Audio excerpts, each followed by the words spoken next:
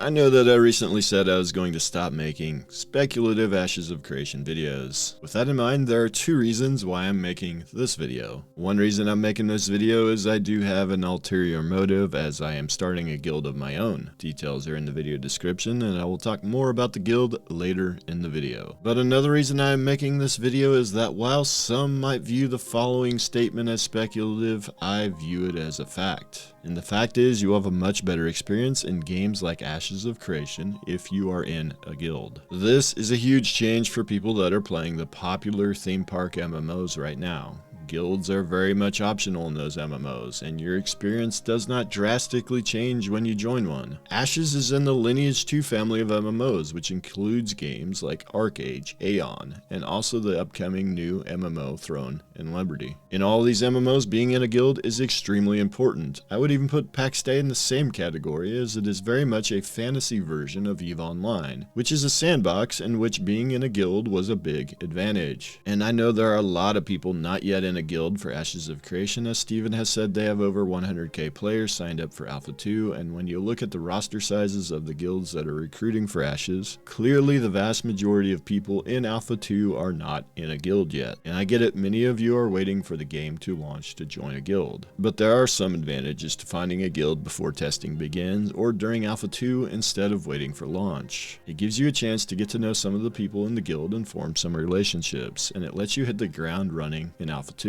That being said, is being in a guild for Alpha 2 that important in the grand scheme of things? Not really. However, at the launch of the game, you will absolutely want to be in a guild. And those that have played with a guild during Alpha 2, made those friendships and learned the game with those players, will do much better during the launch than those that wait for launch to join a guild. Either way, whether your plan is to wait for Alpha 2 launch or the full launch of the game to join a guild, it would not hurt to start making plans as to what kind of guild you're looking for. This video is not just an advertisement for my guild, it is an advertisement for all the guilds that are recruiting, because odds are my guild might not be the one for you. My suggestion is to go to the guild recruitment posts on the forums, which I will link in the description, and read at least 5 posts from guilds that interest you. From there, you can make a more educated decision as to which guild might be best for you. As for my guild Genesis, what are my plans? Well, I'm setting up 2 guilds, one for hardcore players and one for casual players. I'm planning to limit the total size of each to 100 players for a total of around 200 players in the entire guild. This number could adjust over time as needed, but for now, that is the plan.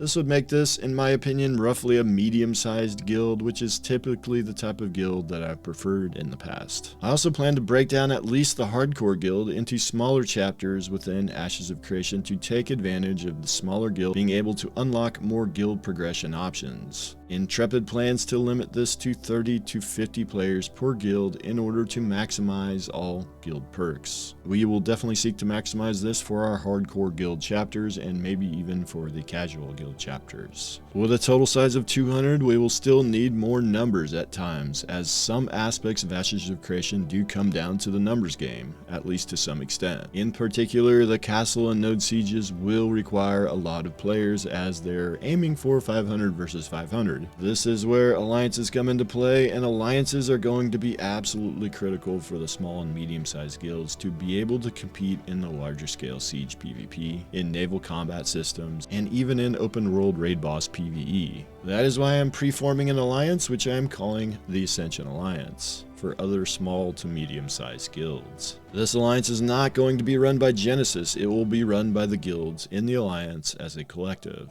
Genesis is just setting up the initial infrastructure in terms of the Discord server and the alliance application. That being said, I do have a couple ideas for how the alliance might be structured. With Genesis itself breaking into multiple smaller guilds, we could form our own full alliance of 4 guilds potentially, which is the alliance cap in Ashes. So the Ascension Alliance will extend beyond the alliance system built into the game, hence why we have our own Discord server set up. Now, how the alliance will be structured is yet to be determined. We could structure each guild in their own alliance, or we could intermingle guilds within each alliance. Again, these are things that will be determined by the alliance members at a later date. As for the guild, we do plan to play Pax Dei pretty extensively, and Throne and Liberty maybe for a few months. But Ashes of Creation is our main game. And if you want to know more about the guild or alliance, see the links in the description. Either way, start making plans to eventually join a guild in Ashes of Creation. And as I said, it does not have to be mine. There are many great guilds out there to choose from. That's all I have for this one. Thanks for watching. I'll see you guys in the next video.